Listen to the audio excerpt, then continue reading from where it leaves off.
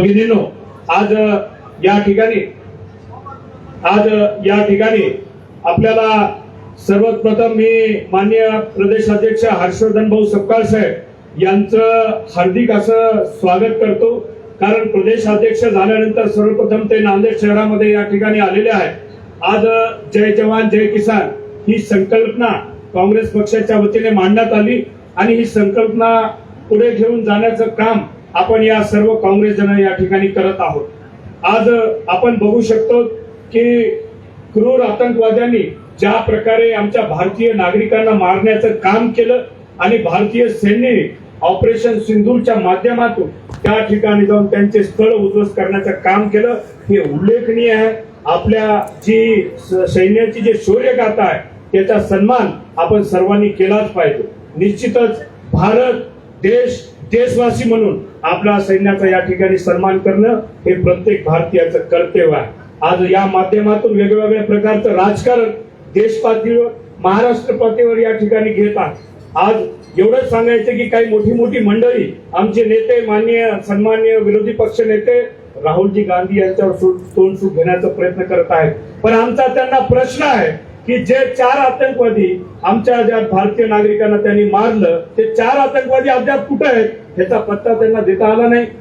माननीय राहुल गांधी यांनी सरकारला पंतप्रधानांना विनंती केली, आमच्या खासदारांची आम्ही सह्या करून त्यांना निवेदन दिलेलं आहे की संसदेचं विशेष अधिवेशन बोलवा आणि पाकिस्तानवर काय कारवाई करायची एकदाच हे घेऊन द्या। आजही आपल्याला या ठिकाणी आठवण येते सपकाळ साहेब आमच्या लेडी आयरन म्हणून परिचित होत्या इंदिरा गांधी, त्यांनी एक घाव 2 तुकडे या ठिकाणी पाकिस्तानचे केलेले होते।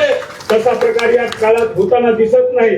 तिसऱ्या देशाचे अध्यक्ष या ठिकाणी मध्यस्थी करून सांगत आहेत की या ठिकाणी शस्त्रसंधी झालेली आहे, याच्यापेक्षा लाजिरवाणा प्रकार आज या देशामध्ये आपल्याला घडू शकत नाही। म्हणून या निमित्तानं मला एवढंच सांगायचं आहे की काल मोठावर गाजावाजा करून या ठिकाणी भाजपचा कार्यक्रम झाला। देशाचे केंद्रीय गृहमंत्री या ठिकाणी आले, मोठा गाजावाजा करण्यात आला होता की काँग्रेस या ठिकाणची नांदेडची फुटणार आहे, मोठी नेते मंडळी आज भाजपमध्ये प्रवेश करणार आहे। पण कालचा जर प्रकार झाला तर सपकाळ साहेब मला एवढंच म्हणायचं आहे, खोदा पहाड निकला चुहा, खोदा पहाड निकला चुहा।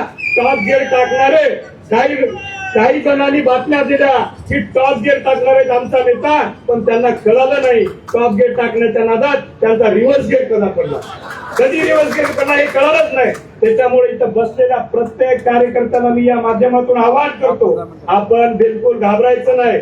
सपकाळ साहेब, खरी काँग्रेस इथं आहे, ही बसलेली खरी काँग्रेस आहे। इथं लाभार्थी कोणी नाही, लाभार्थी जे होते ते गेले, लाभार्थ्याची संख्या संपलेली आहे। म्हणून इथं बसलेली प्रत्येक ही व्यक्ती आता ही खरी काँग्रेस आहे। आमची लोकसभा झाली, विधानसभा झाली, आता ही काँग्रेसच्या कार्यकर्त्याच्या मंडळाच्या निवडणुकीची बारी आहे। आपल्याला शंका नादला जर उत्तर द्यायचं असेल तर येणाऱ्या काळात सपकाळ साहेब मी आपल्याला एवढाच विश्वास देतो, मागच्या काळात काँग्रेसचा बालेकिल्ला अबाधित होता, आजही राहील आणि भविष्यातही आमच्या या काँग्रेस कार्यकर्त्यांच्या जीवावर या ठिकाणी बालेकिल्ला आमचा आम्ही शाबूत ठेवून दाखवू। स्वर्गीय वसंतरावजी चव्हाण साहेबांनी अडचणीच्या काळात लोकसभा लढवली, त्यांच्यासोबत जी मोठी मंडळी काँग्रेसची होती ती दुसऱ्या पक्षात गेली, पण या काँग्रेस कार्यकर्त्यांनी एक नव्हे 2 वेळेस लोकसभा या ठिकाणी जिंकून दाखली। आजही विधानसभेला आम्हाला पराभव झालेला असला तर आम्हाला जे मताधिक्य मिळालेले आहे, जे मतदान प्रत्येक मतदारसंघामध्ये मिळालेले आहे ते विसरता कामा नये। पप्पू पाटील कोंडेकर यांना 82,000 मतदान त्या ठिकाणी भोकर मतदारसंघामध्ये मिळालेला आहे। नांदेड उत्तर आणि दक्षिणचे उमेदवार फक्त 2 ते 2,500 मतांनी आमचे पराभूत झालेले आहे। त्याच्यामुळे काँग्रेस कमी आहे, कमजोर आहे हे कोणीही समजू नये। आणि या निमित्तानं एवढंच सांगतो, कोणी जर आमच्या अंगावर येईल तर काँग्रेस कार्यकर्ता त्याला शिंगावर घेतल्याशिवाय राहणार नाही।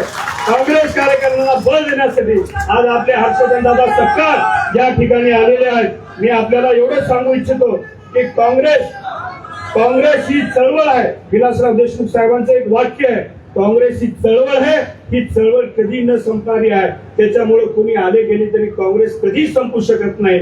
म्हणून हर्षवर्धन दादा सपकाळ साहेबांनी आमच्या विनंतीला मान देऊन आज या ठिकाणी नांदेडमध्ये आले।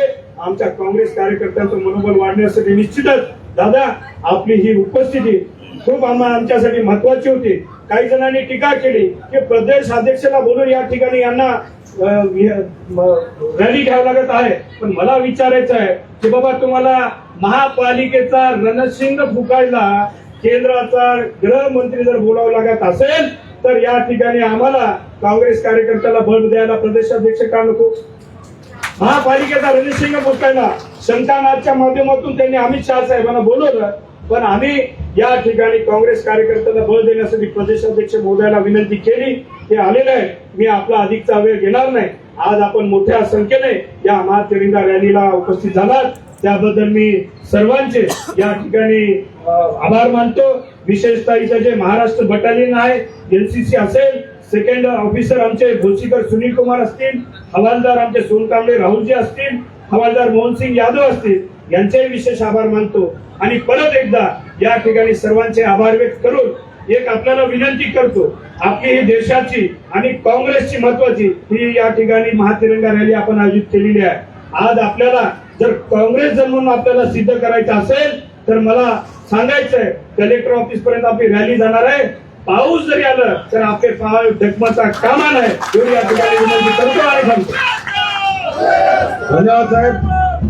हर्षवर्धनदा सकपाळ यांना मी विनंती करतो की आपलं धडाकेबाज नेतृत्व काँग्रेसचं भविष्य आदरणीय हर्षवर्धनदा सकपाळ तुम आगे बढ़ो. जय जवान.